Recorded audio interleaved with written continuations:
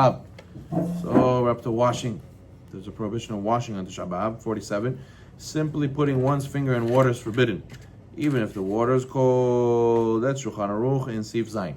48. If one's hands are dirty, it is permissible to wash them. Similarly, one may wash his hands until the knuckles at the end of his fingers after using the bathroom. This is also permitted when one washes his hands in the morning. You do it till the knuckles, right? Okay. 49. A Kohen may wash his hands until the wrists. He can do more, actually, till the wrists before B'kat Kohanim, because that washing is being done to fulfill a mitzvah. In the morning or after washing the bathroom is to remove evil spirit and for cleanliness. So really, it's not as a mitzvah like B'kat Kohanim is washing hands. However, the Levi is washing the Kohen's hands may only wash his own fingers till the knuckles. Okay, so Levi washes the hands of the Kohen. Usually he washes his hands himself before he washes the Kohen's hands. So when the Levi washes his own hands, it only is till the knuckle, but when he washes the Kohen's hands, it's till the wrist.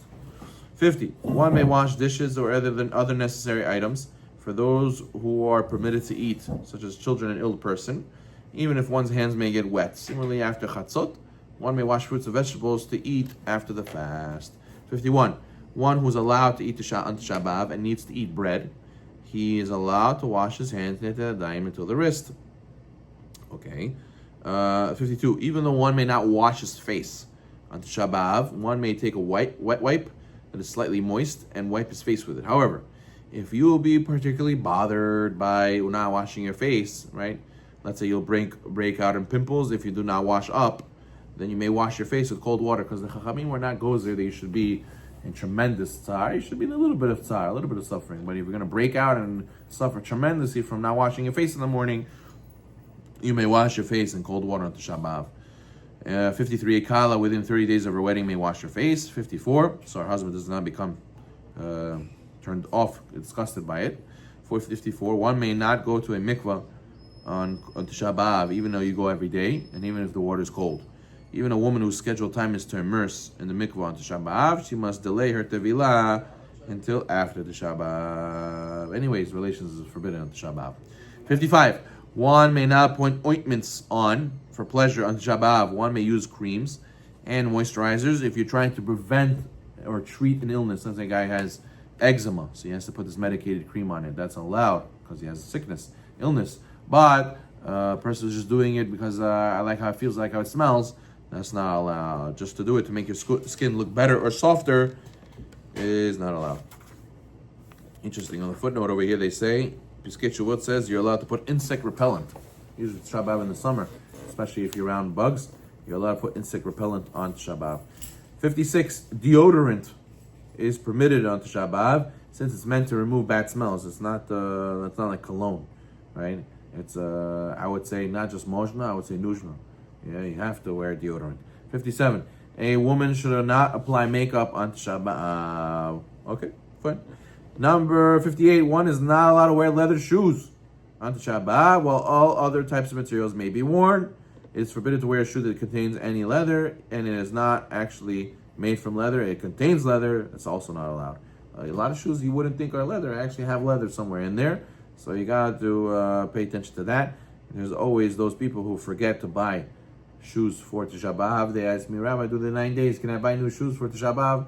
The day before Tisha B'Av, they ask, can I buy new shoes for Tisha B'Av?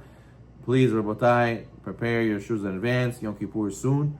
Get a good pair of shoes for Tisha B'Av and for Yom Kippur that are not leather shoes. Okay. The Crocs, I mean, that's cheap. It's considered still shoes. It's considered good. It's a thing that you enjoy. Oh, so look at this. 59. Running shoes or sandals without leather may be worn in Tisha B'Av, even if they're more comfortable than one's leather shoes. So you see that you're right. Some poskim say you have to suffer. You have to feel the pain of not wearing a comfortable shoe.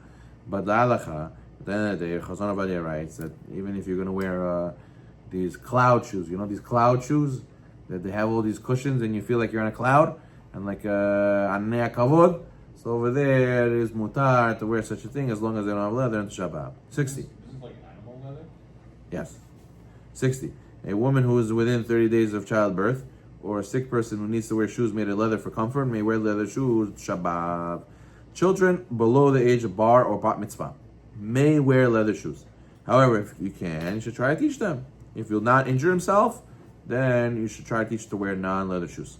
62. One may sit or stand on leather pillows. However, one should not stand on them when praying. You're not supposed to stand on an elevated place when you're praying. 63. One who has to walk a long distance over stony or muddy terrain may wear leather shoes if he has no other way to protect his feet. If he's going to wear Crocs and he has to go through the forest a little bit to go to the shul, so his socks are going to get soaked.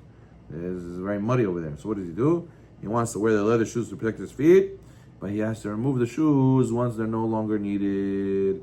Similarly, one may not wear leather shoes while driving, as a car is considered indoors. 64.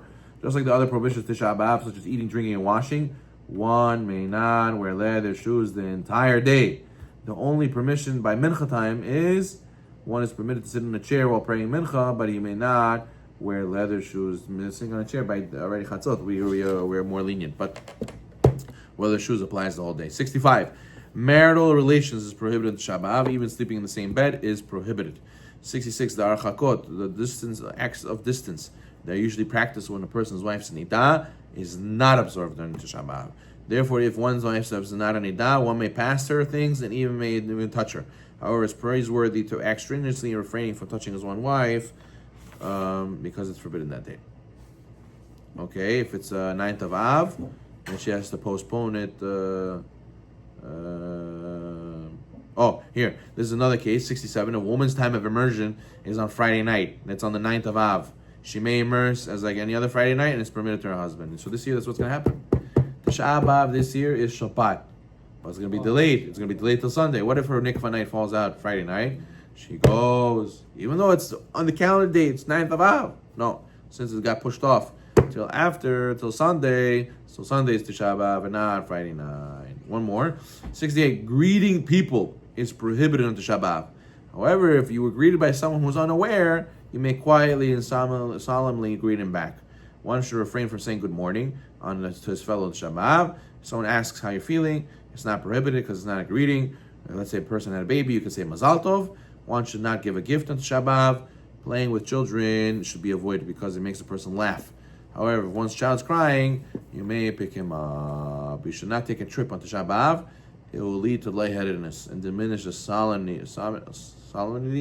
required for Tisha B'Av. If people used to go to malls, let's go shopping, let's go kill the day, let's go kill time. It's not proper to distract yourself from the Tisha B'Av. You have to focus on the day. It's one day a year to mourn. Why do you have to be distracted on it? Trips to the Kotel and other holy sites should not be taken in groups. One may, however, go with a friend if they will speak about the Tisha B'Av and focus on the mourning. Baruch Adonai Olam.